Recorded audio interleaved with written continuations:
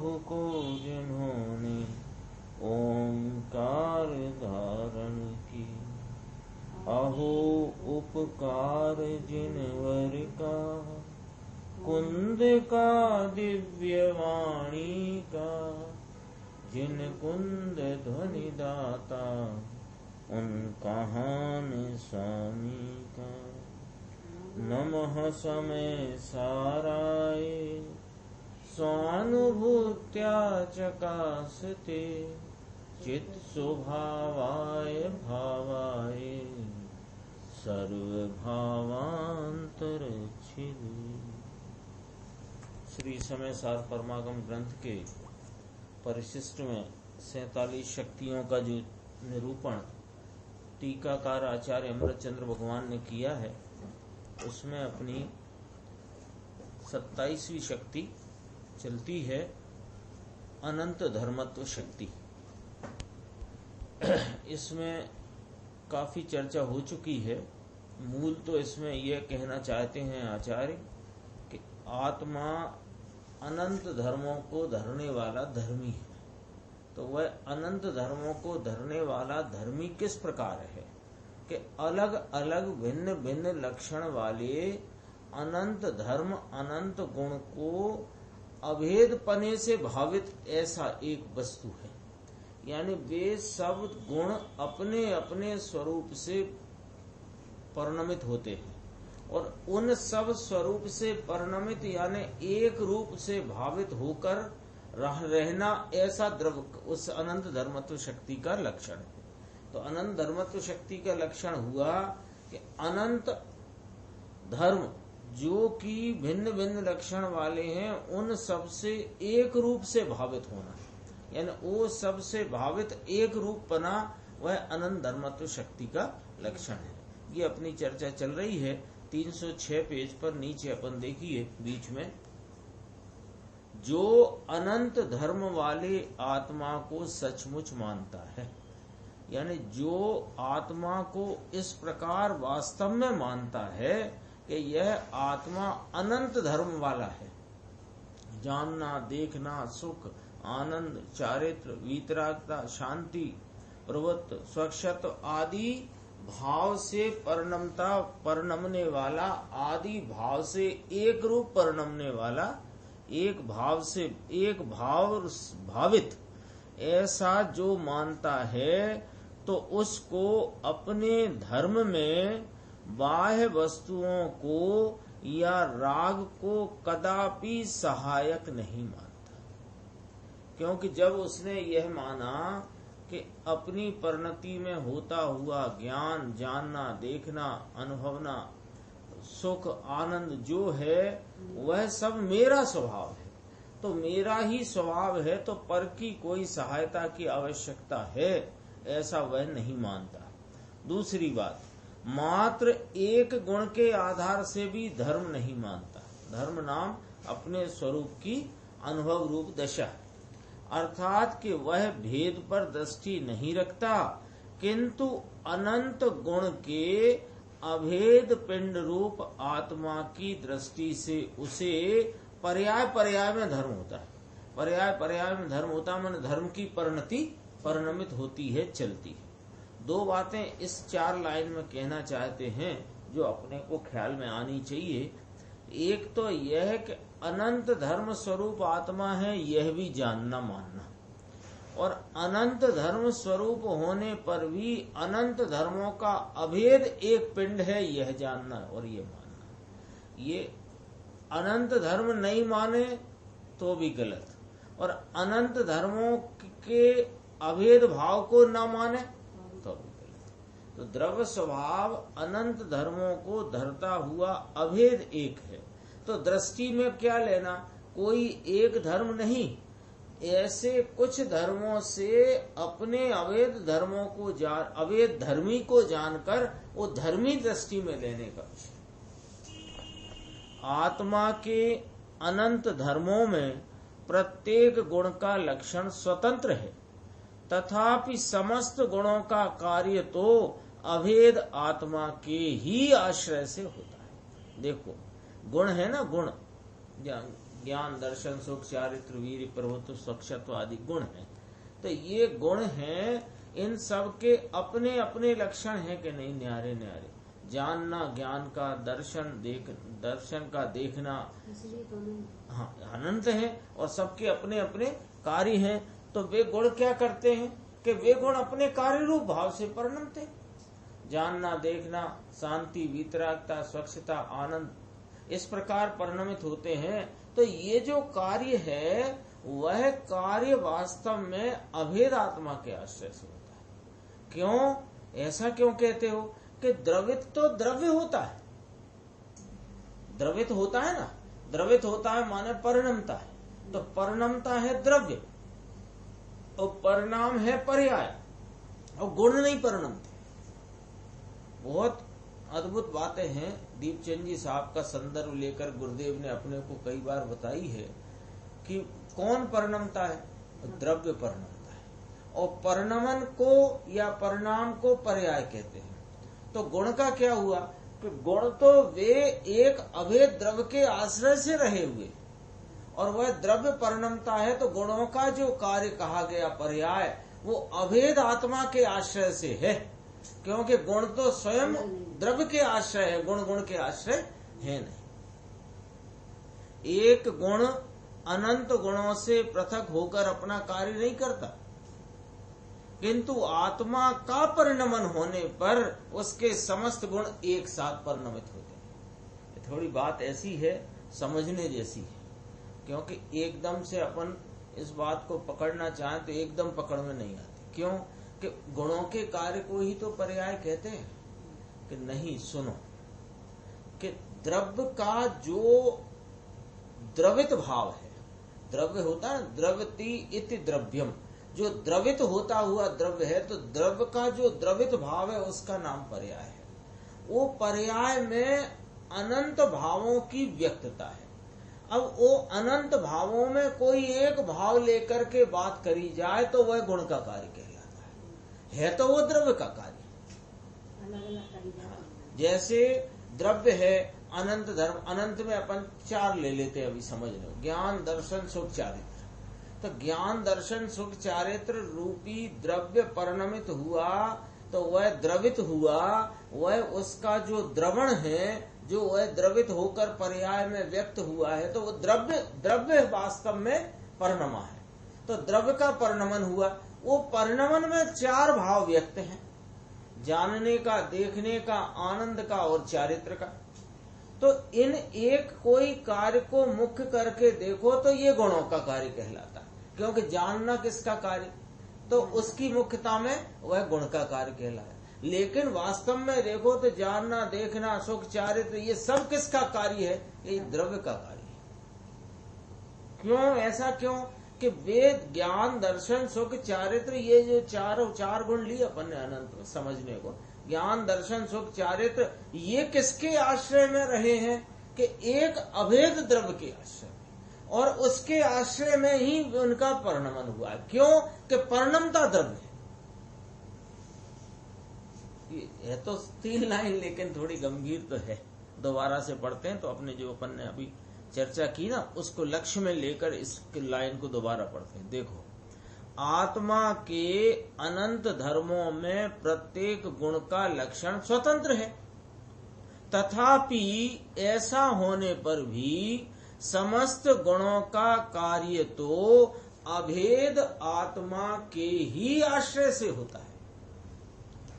एक गुण अनंत गुणों से पृथक होकर अपना कार्य नहीं करता, किंतु आत्मा का परिणमन होने पर उसके समस्त गुण एक साथ परिणमित होते हैं। उन परिणमन में जब कोई भाव विशेष देख करके अपन कहें तो कहने में आता है ये फला गुण का कार्य। आगे देखो, अनंत धर्मों के अनंत धर्मात्मक पने की बात कहते हैं। ज्ञान के लक्षण द्वारा श्रद्धा की पहचान नहीं होती, और श्रद्धा के लक्षण द्वारा ज्ञान की पहचान नहीं। ये क्या कहा, सबके अलग अलग लक्षण हैं। ज्ञान का जानना, श्रद्धा का प्रतीति करना, अहम करना। अब ज्ञान लक्षण से तुम श्रद्धा गुण को नहीं जान सकते, लक्षण ज्ञान का लिया, जानना। अब जानने से प्रतीति का भाव कैसे जानने में आए, और प्रतीति के भाव से जानने का भाव नहीं जानने में। उसी प्रकार अनंत गुण भिन्न भिन्न लक्षण वाले होने पर भी आत्मा कहने से उसमें एक साथ समस्त गुणों का समावेश हो। ज्ञान लक्षण से आत्मा जानकर श्रद्धा आदि को जाना जा सकता है, लेकिन ज्ञान लक्षण से श्रद्धा को नहीं जाना जा सकता। हुई कि नहीं बात? ज्ञान लक्षण से किसको जाना जा सकता है? आत्मा को। आत्मा को तो जान सकते हो, क्यों कि ज्ञानादि अनंत गुणों का धर्मी एक अभेद आत्मा है। तो अभेद आत्मा को लक्षित करो, काय से? ज्ञान लक्षण से। ज्ञान लक्षण से आत्मा लक्षित करो तो आत्मा के समस्त गुण स्वरूप आत्मा जानने में आ गया कि नहीं? तो समस्त गुणों के भाव भी जानने में आ जाते हैं। आत्मा कहने से उसमें एक साथ समस्त गुणों का समावेश हो जाता है। जो ऐसे अभेद आत्मा में अंतर्मुख होकर अनुभव करे, उसे आत्मा के अनंत धर्मों की प्रतीति हो। आत्मा अनंत गुणों से परिपूर्ण होने पर भी जो स्वयं सन्मुख होकर उन्हें संभाले, उसी के लिए उनका सच्चा अस्तित्व है। किनका? अनंत धर्मों का, और अनंत धर्म स्वरूप एक आत्मा का। आगे चलते हैं थोड़ा अपन। अगला पेज है 307, 2 पैराग्राफ छोड़कर देखो। यहाँ फिर अनंत धर्मात्मक वस्तु है और उसकी पहचान कैसे होती है, उसकी फिर एक बहुत गंभीर चर्चा इसमें है। देखो, अनंत शक्तियों के भिन्न भिन्न लक्षणों का वर्णन वाणी द्वारा नहीं हो सकता। अभी तो अपनी पीछे से आज जो बात शुरू हुई वहीं से पकड़ते हैं कि क्या कहा था। सबसे पहले अनंत धर्म वाले आत्मा को जो सचमुच मानता है, यानी आत्मा अनंत धर्म स्वरूप है, यह बात जिसने स्वीकार करी है, तो उसको अब आगे और खुलासा करते हैं कि भैया ये अनंत धर्म अनंत शक्तियां हैं ना, तो अनंत शक्तियों के सबके लक्षण जुदा जुदा है, तो जुदा जुदा लक्षणों का वर्णन वाणी द्वारा नहीं हो सकता, और विकल्प से अथवा छद्मस्त के ज्ञान से भी उसे ग्रहण नहीं किया जा सकता। किंतु एक तरकीब है, एक तरकीब है। क्या तरकीब है? किंतु अनंत शक्तियों से अभेद एक द्रव्य को ज्ञान लक्षण द्वारा ग्रहण करके उसमें लीन होने पर समस्त शक्तियों को भिन्न भिन्न लक्षणों द्वारा जाने, ऐसी अपार शक्ति वाला केवल ज्ञान विकसित हो जाता है। देखो तरकीब बताई ना। एक अभेद आत्मा है, ठीक है, वह कैसा है कि अनंत धर्मात्मक है, अनंत शक्तियों को धरने वाला है। प्रत्येक शक्ति के लक्षण भिन्न भिन्न हैं। कोई एक के लक्षण से दूसरी शक्ति, दूसरे गुण, दूसरे धर्म को नहीं जाना जा सकता। ये बात हुई। तो फिर कैसे जाने? एक काम करते हैं साहब, आप एक एक बताते जाओ, हम यहाँ बिना कॉपी किताब में लिखे यहीं लिख लेते हैं। जितने गुण हैं उनके लक्षण बताते जाओ। तो हम जिनवाणी में आए हैं, आप बताओ कि देखो जिनवाणी में भी बहुत कम आए। कितने? अभी जैसे यही 47 शक्ति का ही वर्णन आया। तो कहते हैं कि वाणी से नहीं कहा जा सकता। अनंत है ना, अनंत का एक एक का लक्षण वाणी से सबका लक्षण नहीं कहा जा सकता। तो नहीं कहा जा सकता एक बात, यानी कथन अगोचर है। यानी आत्मा की अनंत शक्तियां और उनके न्यारे न्यारे लक्षण नंबर 1 में कैसे हुआ? वचन अगोचर है।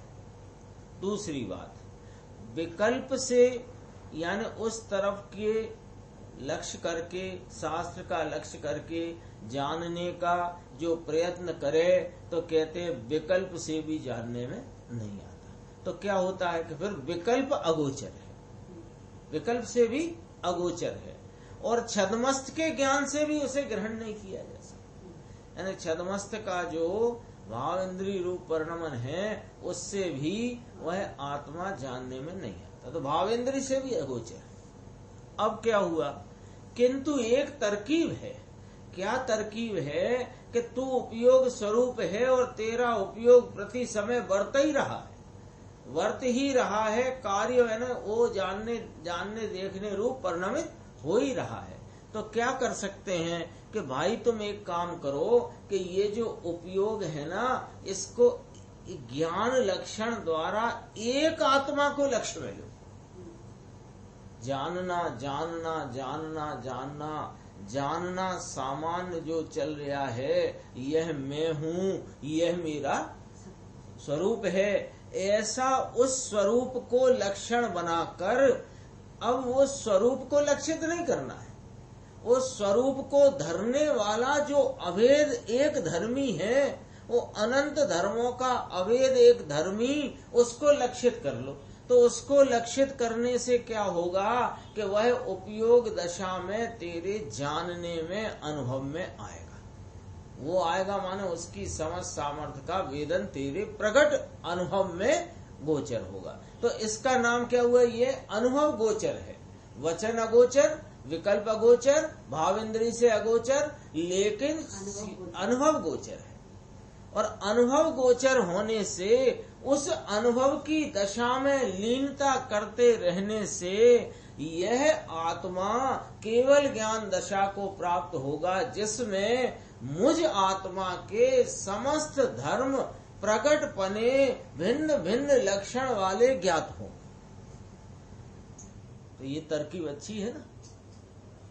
तो ये तरकीब के लिए क्या करना कि पहले निर्णय करना कि वाणी से अगोचर, विकल्प राग आदि से अगोचर और भाव इंद्रिय से अगोचर यह जो मेरा आत्म तत्व है, यह जानन जानन जानन ज्ञान लक्षण प्रकट के द्वारा, ज्ञान लक्षण प्रकट के द्वारा इस आत्मा अभेद अनंत धर्मों के धर्मी अभेद को लक्ष्य में लेने से यह मेरी अनुभव दशा में, संचेतन दशा में गोचर होता है। और वह जो अपनी संचेतन दशा में अनुभव में आया, उसकी लीनता करने से केवल ज्ञान रूपी परिपूर्ण ज्ञान के विकास की अवस्था खिल जाती है, जिसमें ये सारा का सारा आत्मा प्रकट पने सब ही धर्म अपने अपने लक्षण रूप जानने में आते। ओहो, शक्ति के भेद पर लक्ष्य है तो वहां समस्त शक्तियों का भिन्न भिन्न ज्ञान नहीं हो सकता। क्यों कि एक शक्ति के भेद पर लक्ष्य करेगा तो दूसरी शक्तियों का ज्ञान हो नहीं सकता उस समय में, और भेद से अभेद पकड़ में आता नहीं। तो भेद रूपी जो भले लक्षण हो प्रकट, उसको पकड़ने में उसका प्रयोग न करो। उस लक्षण के द्वारा वो लक्ष्य जो जिसका लक्षण है उसे पकड़ लो। किंतु जहां भेद का लक्ष्य छूटकर अभेद अभेद आत्मा के अवलंबन से केवल ज्ञान हुआ, वहां समस्त शक्तियों का भिन्न भिन्न ज्ञान भी हो जाता है। इस प्रकार अंतर के अभेद स्वभाव का अवलंबन ही मार्ग है। लो साहब, ये 11वीं गाथा इस प्रकार कह दी गई है। 11वीं गाथा में कहा ना, हाँ, व्यवहार ने सभी अभूतार्थ है।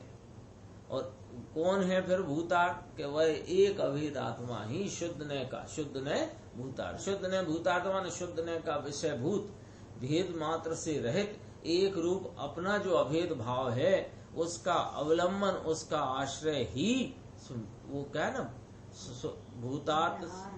भूतार्थ से जाने जो सदृष्टि निश्चय हुए है।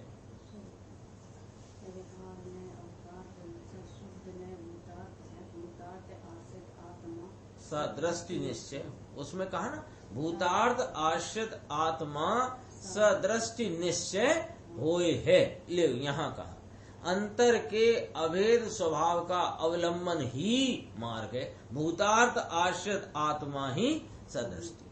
सम्यक दर्शन भी अंतर के अभेद स्वभाव के अवलंबन से ही होता है, और सम्यक ज्ञान भी उस अभेद स्वभाव के ही अवलंबन से होता है, और सम्यक चारित्र भी इस अभेद स्वभाव के अवलंबन से ही होता है। जो तीन गुण है ना, श्रद्धा, ज्ञान और चारित्र, सम्यक दर्शन, सम्यक ज्ञान और सम्यक चारित्र, रत्नत्रय कहे गए ना, और इस रत्नत्रय को मोक्ष मार्ग कहा गया है। तो ये जो मोक्ष मार्ग है, ये जो रत्नत्रय रूप दर्शन, ज्ञान, चारित्र का परिणमन सम्यक है, ये किसके अवलंबन से है कि अरे श्रद्धा अपेक्षा श्रद्धे कहा जाता है, और ज्ञान अपेक्षा ज्ञे कहा जाता है, और ध्यान अपेक्षा ध्येय कहा जाता है, लेकिन वे तीन नहीं हैं, वह एक अभेद धर्मी अपना आत्मा वो है। उसके अवलंबन से ही यह सब रत्नत्रय अपनी परिणति में प्रकट होते हैं। सब में अंतर्मुख वृत्ति की एक ही धारा है, एक ही धारा है। इस धारा में ही मोक्ष मार्ग प्रवर्तित होता है, चलता है, और पूर्णता की प्राप्ति होती है। थोड़ा देखना, ये 308 पेज आ गया, 3-4 लाइन छोड़ दी, चलो पढ़ लेते हैं, फिर उसके बाद वहीं आ जाएंगे अपन जहाँ चलना चाहते हैं कि अहो संत इस जीव की परिणति को अनादि संसार रूपी मायके से सिद्ध दशा रूपी ससुराल भेजते समय उसका दहेज बतलाते कि देख भैया, जैसे कहते नहीं बिटिया अब जाने वाली है मायके से ससुराल, तो बिटिया को भी दिखाते हैं और सब सगे संबंधियों को दहेज दिखाते ना। वहाँ गुजराती में इसको करियावर कहते हैं, और वहाँ भी रिवाज है, अपने यहाँ भी रिवाज है। शादी अब थोड़ा कम हो गया, पहले रिवाज था कि एक कमरे में ऐसे तखत वखत पलंग वलंग पर सब बिछा दिया, सब सामान जमा दिया, और जमा करके एक जिम्मेदार आदमी वहाँ बैठ गया, फिर वो जो कोई रिश्तेदार संबंधियों को दिखाते नहीं, ऐसे यहाँ तेरा दहेज दिखाते हैं कि तू ये दहेज लेके जा। यानी जैसे आत्मा की लगन लगी है, मोक्ष की लगन लगी है, ऐसे आत्मार्थी मोक्षार्थी जीव को आचार्य देव आत्मा का वैभव बतलाते। भाई, भिन्न भिन्न स्वरूपवान अनंत शक्तियों का वैभव तुझ में है, उसे संभाल कर वह वैभव सिद्ध पद में साथ में ले जाना है। ये गुरुदेव ने 5-6 शक्तियों का यहाँ थोड़ा सा रिवीजन अपने सामने रखा है, अपन देखते हैं। देखो, अपनी ये 27वीं शक्ति चलती है, किसी दिन अपन भी थोड़ा सा उसका रिवीजन देख लेंगे, जिससे पीछे का भूल नहीं गए हों, थोड़ा ख्याल में रहे। इतना देखो, पहले जीवत्व शक्ति का लक्षण ऐसा बतलाया कि आत्म द्रव्य को कारणभूत ऐसे चैतन्य मात्र भाव का धारण करना, वह जीवत्व शक्ति है। तो उसका संक्षेप में याद रखना हो तो इतना, चैतन्य मात्र भाव का धारण करने रूप जीवत्व शक्ति। इस शरीर को अथवा 10 प्राणों को धारण करना वह आत्मा के जीवत्व का स्वरूप नहीं है, किंतु शुद्ध चैतन्य प्राण को धारण करना वह आत्मा के जीवत्व का लक्षण है। फिर चैतन्य प्राण के धारण करने की बात कहकर चिति शक्ति कही, फिर दूसरी चिति शक्ति में कहा अजड़त्व स्वरूप, अर्थात जिसमें किंचित मात्र जड़पना नहीं है, ऐसी चिति शक्ति है, अर्थात परिपूर्ण जानना वह चिति शक्ति का स्वरूप है। तीसरी कही सुख शक्ति, ऐसे तो दृष्टि और ज्ञान भी आ गए उसमें, फिर दृष्टि ज्ञान समझ लो इसमें हो गई। दृष्टि माने अनाकार उपयोगमयी दृष्टि शक्ति और साकार उपयोगमयी ज्ञान शक्ति। फिर कहा सुख शक्ति, सुख शक्ति का लक्षण अनाकुलता कहा, और स्वरूप की रचना का सामर्थ्य वह वीर शक्ति का लक्षण कहा। फिर अखंडित प्रतापवंत स्वतंत्रता से शोभित पना वह प्रभुता का लक्षण कहा, हाँ प्रभुत्व शक्ति। फिर उसके बाद आई विभुत्व शक्ति, फिर उसके बाद सर्वदर्शित्व सर्वज्ञत्व शक्ति, फिर ये आ गई अपनी प्रकाशत्व शक्ति। तो प्रकाश शक्ति का लक्षण स्वयं प्रकाशमान विशद स्वयं संवेदन, यानी ये शक्ति क्या पुकार करती है कि यह आत्मा अपने स्वरूप संवेदन में आ सके, ऐसे भाव को धरने वाली है। इसलिए इस बात से निश्चिंत हो जाओ कि मेरा आत्मा मुझे जब अनुभव में आए या आएगा कि नहीं आएगा, ये सर्वज्ञ जानते हैं कि सर्वज्ञ तो जानते हैं, लेकिन तुम तुम्हारे स्वरूप का संचेतन अपने परिणाम अनुभव दशा में करो, ऐसी तुम्हारे में शक्ति, प्रकाशत्व शक्ति। और ये चल रही थी अपनी विलक्षण अनंत स्वभावों से भावित ऐसा एक भाव, वह अनंत धर्मत्व शक्ति का लक्षण कहा। और इसके बाद कहेंगे तद्रूपता और अतद्रूपता को विरुद्ध धर्मत्व शक्ति का लक्षण कहेंगे। ये चलेगी चर्चा, थोड़ी सी और इसमें है, ये बीच का पैराग्राफ छोड़ना, नीचे का देखना। आत्मा में अपनी अनंत अनंत शक्तियां हैं, उसी प्रकार धर्मास्तिकाय आदि द्रव्यों में भी अनंत शक्तियां हैं। तो अनंत शक्तियों से रहित कोई वस्तु ही नहीं हो सकती। यह तो जैन तत्व का मूल रहस्य है। ऐसे मूल वस्तु स्वरूप के भान बिना अरे धर्म कैसा और साधुपना कैसा। बाहर में वस्त्र आदि त्याग कर भले साधु बना लिया हो, और वो कोई प्रतिमा धारण करके श्रावक बना लिया हो, ना तो वहाँ धर्म है, ना तो वहाँ साधुपना है, ना श्रावकपना है। क्यों? कि जब तक मूल वस्तु स्वरूप का भान नहीं, उसका संचेतन आस्वाद नहीं, तब तक यह सारा तेरा कार्य होता है। एक चर्चा इसमें गुरुदेव ने ली है, थोड़ा सा अपन बताते हैं। गुरुदेव ने ये चर्चा क्यों ली है कि बहुत पढ़े लिखे भी होते हैं, लेकिन यदि वे शब्दों को ही पढ़ते हैं और वहाँ रहे हुए आचार्य भगवान के अभिप्राय को प्राप्त नहीं करते हैं, तो कैसी कैसी भूल बरतती है। इसलिए अपन सबको भी ये चर्चा जो अपन पढ़ेंगे, इससे यह प्रेरणा मिलती है, अथवा इस प्रकार का अपने को वो चेतावनी मिलती है कि भाई शब्दों में ही न उलझ जाना। शब्दों के द्वारा हमेशा, चाहे वह इतनी सी परिभाषा हो, विश्व किसे कहते हैं कि 6 द्रव्यों के समुदाय को विश्व कहते हैं, इतनी सी ही परिभाषा हो, उतना सा ही प्रश्न हो, उतना उत्तर हो, उसमें भी अभिप्राय ग्रहण करने की मुख्यता रखना। गुण किसे कहते हैं, द्रव्य किसे कहते हैं, सब छोटी छोटी बातें हैं, है ना। यहीं से शुरू करते ना पढ़ाई सब लोग, तो उसमें भी अभिप्राय ग्रहण करने की मुख्यता रखना। वो चर्चा देखो यहाँ अपने सामने आई। जैन के बैरिस्टर कहलाने वाले एक व्यक्ति से किसी ने पूछा कि धर्मास्तिकाय में कितने गुण हैं, तो वे बोले कि 2 गुण हैं। तो फिर पूछा भैया बताओ कौन कौन से 2 गुण हैं, तो बोले एक तो अरूपीपना और दूसरा गति है। तो बस खेल खत्म, पैसे है। देखो ये बैरिस्टर, जिसे जिनेन्द्र भगवान के कहे हुए वस्तु स्वरूप की खबर नहीं है, वह जैन कहलाने के योग्य नहीं।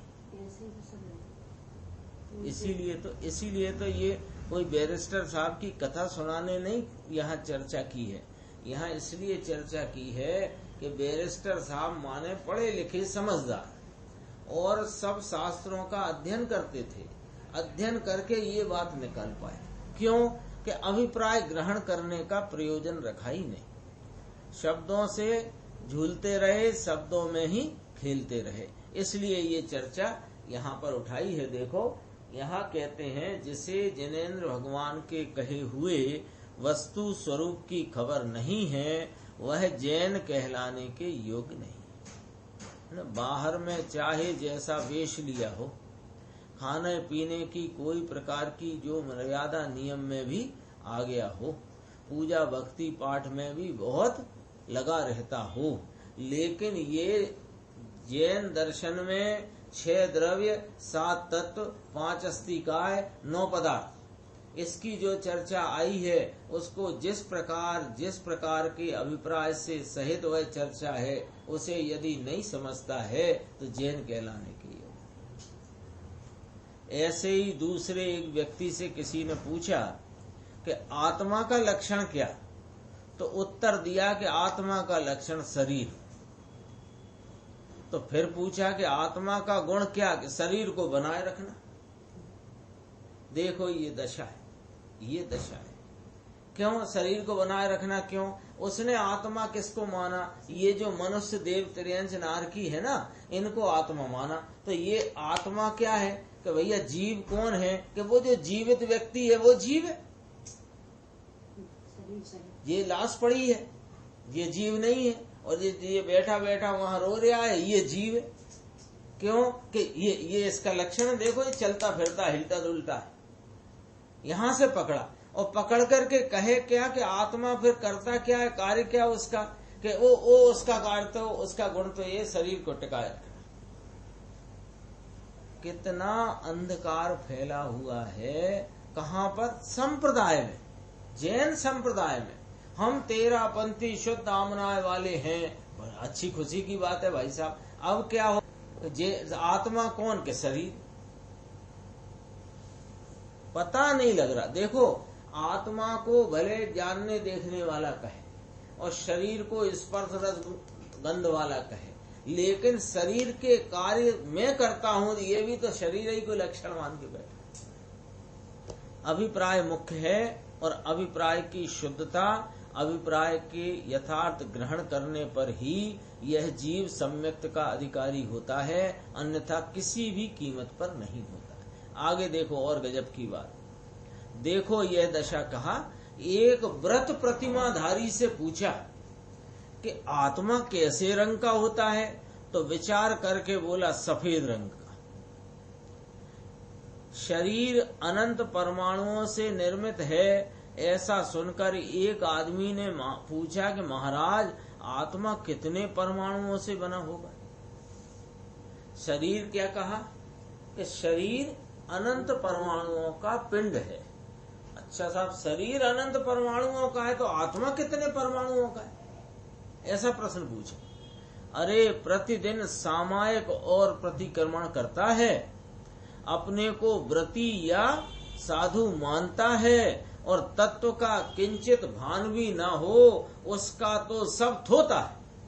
फिर और सुनो, भले ही कदाचित अन्य बातें जानता हो, आत्मा का जो लक्षण वो भी जानता हो और पुद्गल का भी जानता हो और सब भी जानता भी हो शास्त्रों से, लेकिन चैतन्य स्वरूप आत्मा को ना पहचानता हो तो उसे जाने बिना धर्म नहीं हो सकता।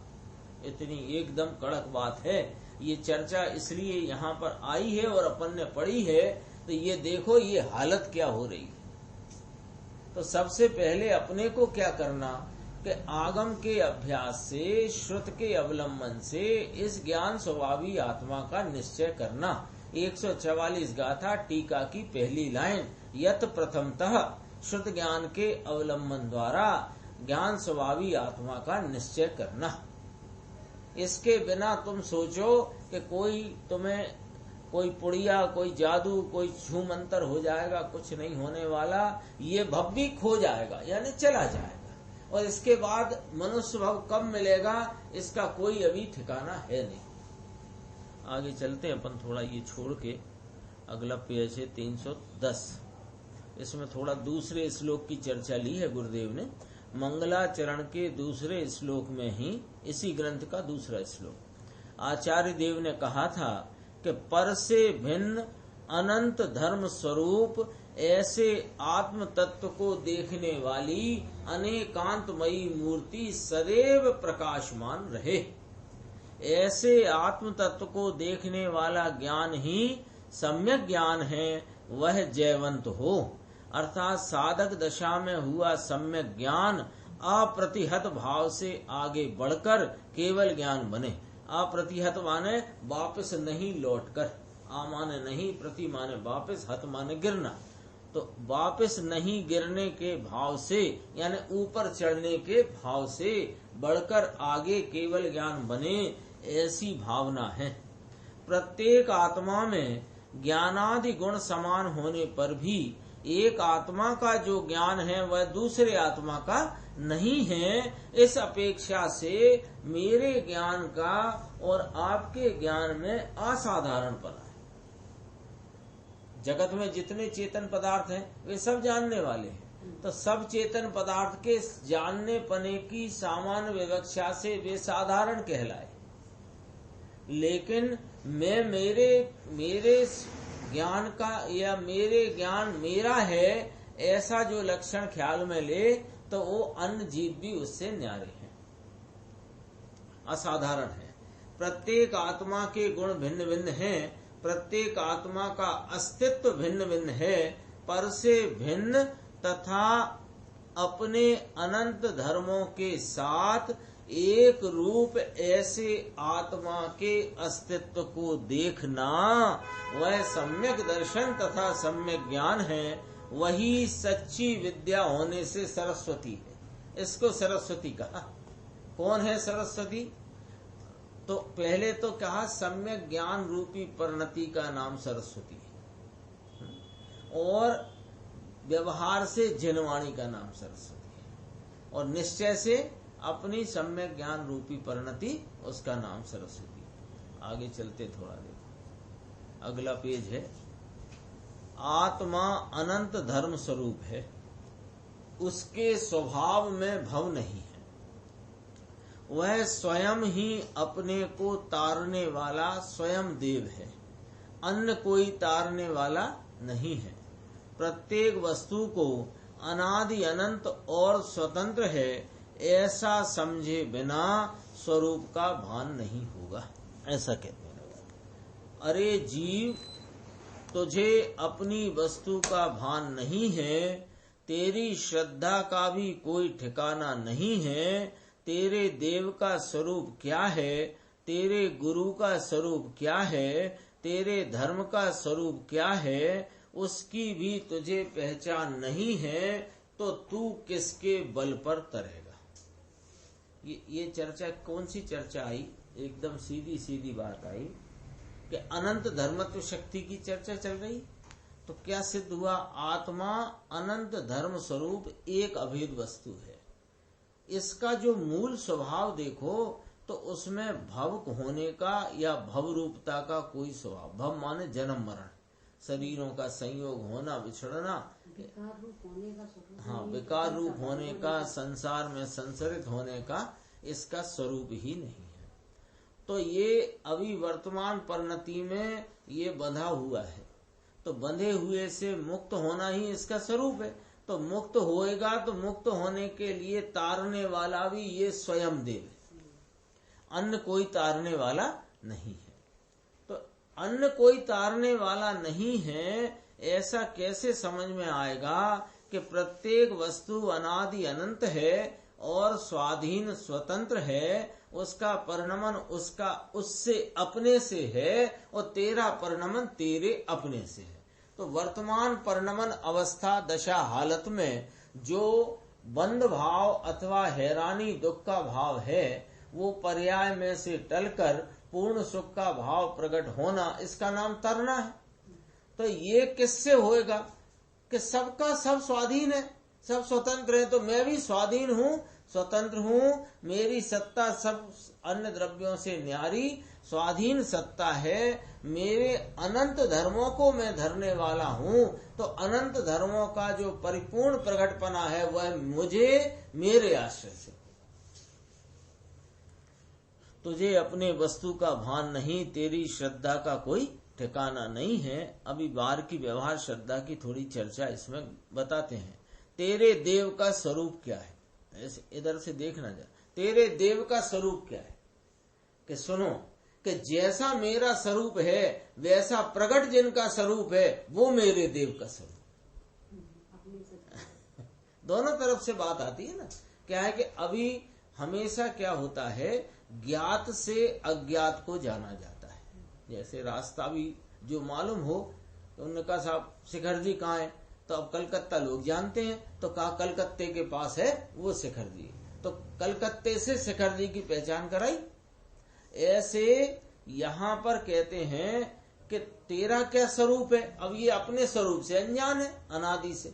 तो ऐसे जैसा तेरा स्वरूप है वैसे स्वरूप की प्रकट अवस्था में अरिहंत सिद्ध विराजते हैं। तो अरिहंत सिद्ध पर से तेरी पहचान कराई कि तुम वैसे हो।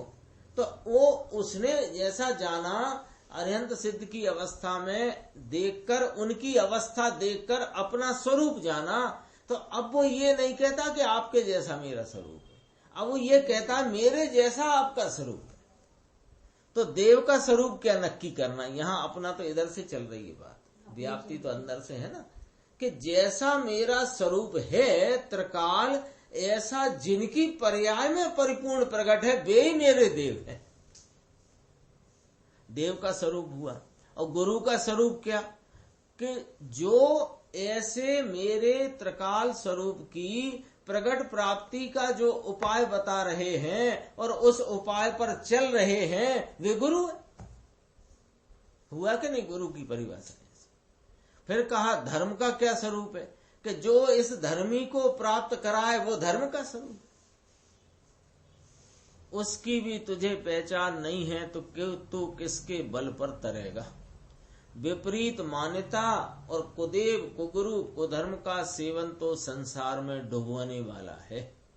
तेरा आत्मा ही निर्मल पर्याय रूप सृष्टि का सृष्टा होने से, यह आत्मा ही अपनी निर्मल पर्याय रूप सृष्टि, सृष्टि माने रचना, तो कौन करेगा इसकी रचना, मेरी निर्मल पर्याय की रचना कौन करेगा, कि मैं स्वयं ही अपनी निर्मल पर्याय रूपी रचना को रचने वाला होने से मैं ही ब्रह्मा हूं। लिखा है तू ही ब्रह्मा है। और तेरा आत्मा वही स्वतः तेरा रक्षक होने से वो आत्मा ही उस निर्मल परिणति का, उस अपने स्वभाव रूप भाव का रक्षक कौन है, कि स्वयं। इसलिए तू स्वयं ही विष्णु है। इसके अतिरिक्त अन्य कोई ब्रह्मा या विष्णु तेरा कल्याण करने वाला यानी कि सृष्टा या कि रक्षक नहीं है। अन्य कुदेवों की तो बात ही क्या। अरे सुन भाई, सर्वज्ञ जिनेन्द्र देव भी तेरा कोई धर्म तुझे नहीं दे सकते।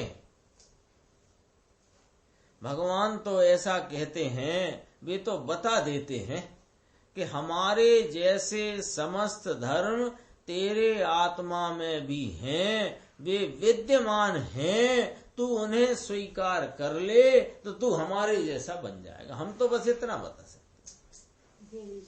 हाँ, हम तो ये खाई पार करके इधर आ गए हैं, तो हम तो ये हाथ बढ़ाकर खींच लेंगे इस भरोसे ना रहना, क्योंकि ना हम हाथ बढ़ाने वाले हैं और ना ये सब चक्कर में हम पड़ने वाले हैं। हम तो इधर खड़े हैं, हम तुझे ये बता सकते हैं कि इस प्रकार से तू इस खाई को उलांग करके या गड्ढे को उलांग करके इस तरफ आ सकता है। तो तू इस प्रकार, तो क्या क्या उलांघना, क्या कि संसार के विकारों को उलांघने का रास्ता है कि अपने स्वभाव का आश्रय ले ले। हमने अपने स्वभाव का आश्रय लिया, हम पर्याय में परिपूर्णता को प्राप्त हो गए। तू भी तेरे स्वभाव का आश्रय ले और परिपूर्णता को प्राप्त। हमसे कुछ उम्मीद ना रखना, हम बस ये बता सकते हैं हमने कैसे क्या किया, मार्ग बता सकते हैं। हम तो ये चला नहीं सकते, खींच नहीं सकते। ऐसे अपने स्वभाव को जो जीव स्वीकार करे, उसी ने सर्वज्ञ देव को और उनकी वाणी को स्वीकार किया, और जो इससे विपरीत मानता है उसने सर्वज्ञ देव को अथवा उनकी वाणी को स्वीकार नहीं किया है। वास्तविक आत्मा क्या वस्तु है, उसके धर्म कैसे हैं, उसकी जिसे खबर नहीं है, वह जीव मूढ़ता के कारण या तो पुण्य में मोहित हो जाता है, या फिर उसी जैसे अनेक व्यक्ति जिसे मानते हों उसी को सच्चा मानकर कुमार्ग में फंस जाता है। ये दो चीजें अभी अपने संप्रदाय में कहो, अपने बीच में कहो, अपने आसपास कहो, ये चल रहा है। क्या चल रहा है कि पुण्य में मोहित हो गया है, या फिर उसने देखा कि भैया भीड़ तो इन्हें मान रही है, ये अपनी डुगडुगी बजाए जा रहे हैं आत्मा के अनंत धर्म और अनंत धर्मों का एक रूप अभेद आत्मा, उसकी आश्रय करने से, उसका भान करने से तेरा कल्याण होगा। इनकी डुगडुगी सुनने वाले तो दो चार छह दिखते हैं, और व्रत करो, अभ्यास करो, नियम लो, संयम करो, व्यवहार का बाहर का, इसकी भीड़ देखो कितनी। तो ऐसा भीड़ में चलो दिल्ली वाली भीड़ में ये उन्हें सच्चा मान करके कुमार्ग में फंस जाता है। और अवतार माने इस मनुष्य भव को जो बहुत दुर्लभता से मिला है, उस मनुष्य भव को व्यर्थ गंवा देता है। ये मनुष्य भव इतना आसान नहीं मिलता है, इसकी सब चर्चा आती है यथा समय, कैसे कैसे मिलता है। 2000 सागर की अधिकतम तरस आयु, उसमें 48 भव, और वो सब चर्चा है, अपन समय उसमें न लगा करके इतना समझना कि ये बहुत बहुत ही दुर्लभ है। और अभी वर्तमान में पंचम काल भरत क्षेत्र में आयु भी बहुत कम है। तो मतलब अभी समझो 70-80 वर्ष की आयु भी ठीक ठाक आयु है, बस ठीक। तो इतने में तेरे 40-45 साल तो घर गृहस्थी पालने पोसने में निकाल दिए। गुरुदेव कहते हैं कि हमारी सभा में जितने लोग बैठे हैं, भले जवान भी बैठे हों, उनमें अब तेरी जितनी बीत गई उतनी भी बची नहीं है। तो जरा जागृत हो जाओ भाई, ये भाव नहीं गमाना है। और कुछ हो जाए, यानी भोजन मिलना यदि दुर्लभ हो जाए, कठिन पड़ जाए, और अनुकूलताएं भी यदि कुछ प्रकार से अपनी कम हो जाएं, उनकी चिंता छोड़ देना। लेकिन इस आत्म तत्व को प्राप्त करने की अंतरंग में ऐसा दृढ़ संकल्प रखना कि ये भव नहीं हारना है, ये भव हारना ही नहीं है, ये भव में नियम से मुझे अपने आत्मा की प्राप्ति करना है। क्योंकि ये गया तो फिर कहाँ जाकर के गिरेगा कोई ठिकाना नहीं है। बहुत गजब कहते हैं, देखो अवतार को व्यर्थ गंवा देता है। फिर कहते हैं देखो, राख तो प्रत्येक घर के चूल्हे में भरी रहती है, किंतु रत्न तो कहीं विरले ही होते हैं। उसी प्रकार बाह्य से और राग से धर्म मानने वाले अज्ञानियों की संख्या तो राख की भांति जगत भर में भरी पड़ी, किंतु राग रहित चैतन्य रत्न की परख करने वाले धर्मात्मा जीव जगत में विरले ही हैं। तो अपने को विरलों में रखो ना। सत्य की अपेक्षा असत्य को मानने वाले मूढ़ जीवों की संख्या अधिक हो तो उससे वह कोई सच्चा ज्ञान नहीं हो जाता, उससे कहीं वह सच्चा नहीं हो जाता। क्योंकि सत्य को संख्या की आवश्यकता नहीं है, संख्या द्वारा सत्य का माप नहीं निकलता। कितने उदाहरण देते हैं देखो, मनुष्यों की अपेक्षा चींटियों की संख्या अधिक हो तो चींटियां मनुष्यों से बड़ी नहीं गिनी जाएंगी। सिद्ध भगवंतों की अपेक्षा निगोद के जीवों की संख्या अनंत गुनी है, तो क्या उससे सिद्धों की अपेक्षा निगोदिया अच्छे हो गए? भीड़ बहुत है साहब निगोद में, सिद्ध में कहाँ है इतनी भीड़ जितनी निगोद में। अरे कितने जितने अब तक सिद्ध हुए उससे अनंत गुने अंगुल के संख्यातवें भाग के एक भाग में जो असंख्य शरीर हैं उसमें एक शरीर के आश्रित इतने जीव हैं, वहां बहुत है भीड़ साहब। देखो भीड़ के प्रेमी हो तो भीड़ तो निगोद में ही होती, और बिरले एकाकी चाहते हो तो वह सिद्ध अवस्था है नहीं। लेकिन संख्या पर नहीं देखना, अपना हित किस भाव में से है वह देखना है। जिस भाव में अपना हित हो वह उत्तम है, फिर भले ही उसे मानने वाले बिल्कुल कम हो, और जिस भाव में अपना हित ना हो वह छोड़ने योग्य हो, फिर भले ही उसे मानने वाले अनंत हो। उस पर अपने आत्मा का धर्म करने में तुझे किसी बाह्य वस्तु की आवश्यकता नहीं है। तेरे आत्मा में विद्यमान अनंत धर्मों का ही तुझे साथ है, तू कहाँ एकाकी है। ऐसा लगे ना हम 10-12 लोगों का परिवार है और सब लोग तो भैया ये इतनी उत्कृष्ट बात सुनते नहीं हैं, और हम कोई कहते हैं कि क्या इसमें लगे रहते हो, ऐसा होता है ना, कई घरों में होता है। तो अब कहते हैं कि ऐसा यदि हम उनकी बात नहीं मानेंगे और उनके साथ नहीं चलेंगे तो हम अकेले हो जाएंगे, हम अकेले रह जाएंगे। और आपका ये जो आत्मा को पहचानने वाली जो कथा है इसमें हम एकाकी रह जाएंगे तो हमें तो बहुत दिक्कत हो जाएगी। तो कहते हैं तुम एकाकी रहोगे ही नहीं, क्योंकि विद्यमान अनंत धर्मों का तेरा साथ अभेद पने तेरे में है, तेरी समाज तो वही समाज है। इसीलिए उसकी प्रतीति, उन अनंत धर्म स्वरूप आत्मा की प्रतीति श्रद्धा करके उसके साथ एकता कर, तो तेरी पर्याय में अधर्म दूर होकर सम्यक दर्शन ज्ञान चारित्र रूप धर्म प्रकट होगा। देखो कुंद कुमार 11 वर्ष की आयु में घर परिवार को छोड़कर वनवासी मुनि हुए थे। 11 वर्ष का बच्चा। जैसे अभी अपन घर से कहीं बाजार जाना हो तो अकेले भेजने में भी दिक्कत आती है। अभी छोटा है, कोई साथ में जाओ इसके भैया। प्रश्न किया, उन्हें एकाकीपन कैसे अच्छा लगता होगा? उत्तर अच्छा है, पढ़ लेते हैं, पूरा भी हो जाएगा विषय।